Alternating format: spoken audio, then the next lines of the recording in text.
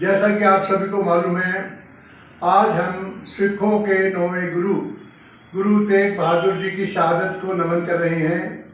आज पूरा हमारा भारत देश, हमारे आदरणीय प्रधानमंत्री नरेंद्र मोदी जी गुरु गोविंद सिंह जी के 350वें शहादत दिवस पर उनकी शहादत को पूरा देश नमन कर रहा है। और आज हमारे लिए इसे गौरव की बात कहें या किसी और अन्य विषय की बात कहें, उनको कहते हैं हिंद दी चादर गुरु तेग बहादुर।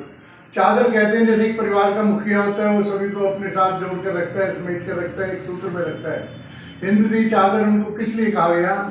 कश्मीर के पंडित जब इकट्ठा होकर उनके पास आए कि औरंगजेब जो हम पर लगातार जुल्म बढ़ाता जा रहा है और उन्होंने अब हमें एक ही अल्टरनेटिव दिया है, या तो इस्लाम धर्म कबूल कर लो या मरने के लिए तैयार हो जाओ। अब हम क्या करें? हम अपने धर्म को छोड़ नहीं सकते, और वरना वो हमारे सामने हमारे छोटे छोटे बच्चों को मारने लगे हैं, हमारे घर की महिलाओं को उठाकर ले जाकर उनके साथ बहुत बदसलूकी वाला व्यवहार कर रहे हैं।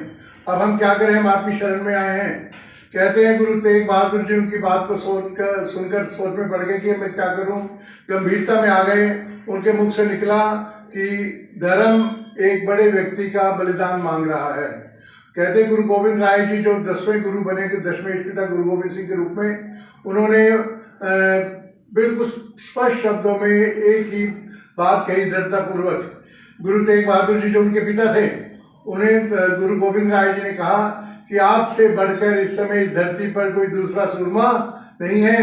गुरु तेग बहादुर जी उनकी बात को सुनकर मुस्कुराए, बोले अरे वाह गोविंद राय, आपने तो मुझे एक पल में मेरे को रास्ता सुझा दिया, मुझे मेरा मार्ग बता दिया।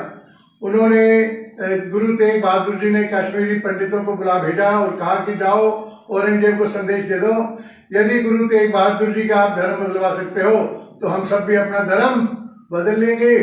जब कश्मीरी पंडितों ने ये संदेश औरंगजेब को दिया तो औरंगजेब को लगा कि रास्ता तो बहुत आसान है, अगर खाली एक गुरु तेग बहादुर का धर्म बदलवाने से पूरा हिंदुस्तान इस्लामीकरण में आ जाएगा, इससे सरल रास्ता क्या हो सकता है। उसने बड़े आशान्वित होकर बड़ी एक सोच लगाकर कि अब मैं पूरे हिंदुस्तान को इस्लामीकरण में ले लूंगा, गुरु तेग बहादुर जी को दिल्ली दरबार के लिए बुला भेजा।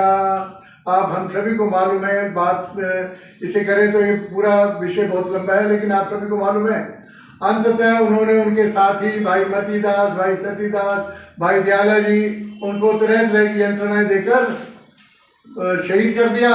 उसके बाद गुरु तेग बहादुर जी के सामने आखिर एक अल्टरनेटिव आया, या तो आज शाम तक आप इस्लाम कबूल कर लो वरना मरने के लिए तैयार हो जाओ। कहते हैं कि गुरु तेग बहादुर जी ने बड़ी शांति पूर्वक, बड़े प्रेम से, बड़े वही सहजता पूर्वक उत्तर दिया, मैं अपने धर्म में मरना पसंद करूंगा, मैं अन्य किसी धर्म का तो विचार ला ही नहीं सकता।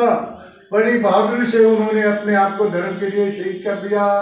आज हम सभी देखते हैं कि पूरे देश में उनकी शहादत को न केवल पूरा देश नमन कर रहा है, बल्कि आज हम सभी उनको याद में तरह तरह के कार्यक्रम हो रहे हैं उनकी शहादत को नमन करने वाले।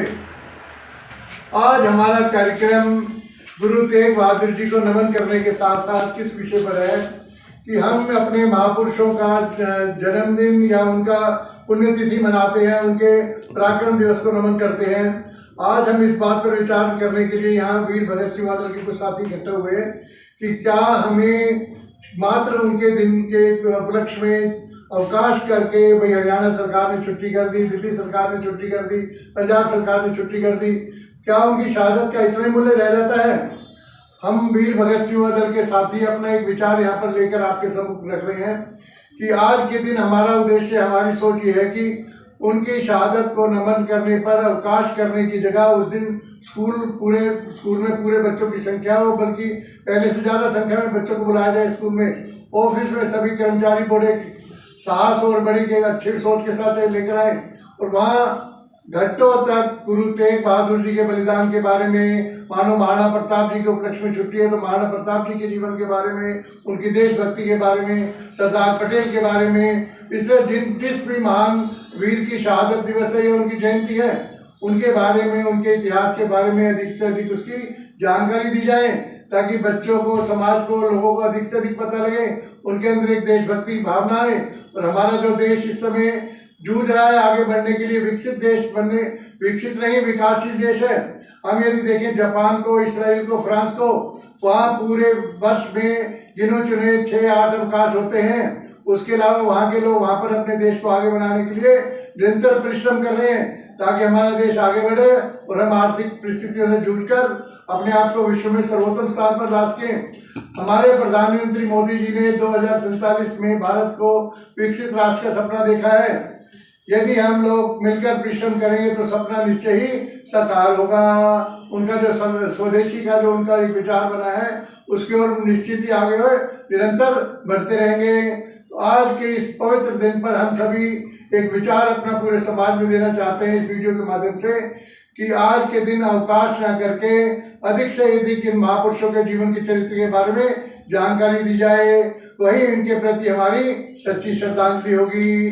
बड़े प्रेम से बोलेंगे भारत माता की वंदे मातरम, बोले सो अकाल।